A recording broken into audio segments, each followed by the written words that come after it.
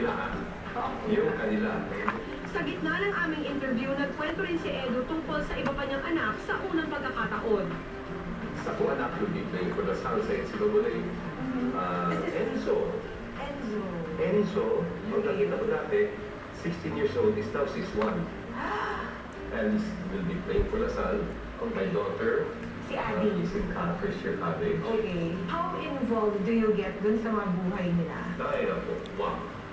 I learned the hard way. I learned the hard way. Mag-aaway lang kayo. So, hayaan mo na sila. You know, I would think it's important na kung palalaking sila ng maayos.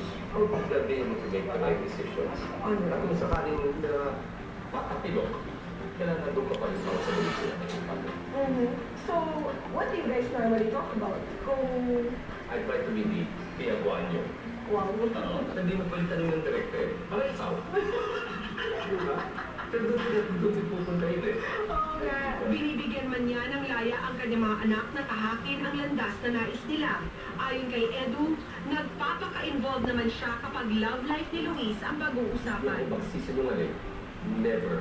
Hindi ko tinext, hindi ko tinawagan si Luis. Yung kung ano alam ko, yung nasasagap ko sa mga kaibigan ko o yung minsan nababasa. But other than that, I trust my son to make the right decisions. At ang masasabi niya sa babaeng naliling kay Luis ngayon, I always felt she's very down to earth. She had both feet flat on the ground kasi nga medyo panic yan. Yung magal kapag nakakahanap ko sila. So the time that I nakikita ko sila, we've always had a nice conversation.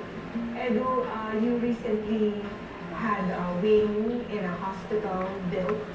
My father, dati nag-alaga, he was with the Sonoma sa California, Boys Center in California, USA. And yun, nakita ko na kung paano siya nag-alaga ng bata. And I thought that maybe maging parang mirror yung kanyang mga ginagawa. Ay, isa yan, Manzano.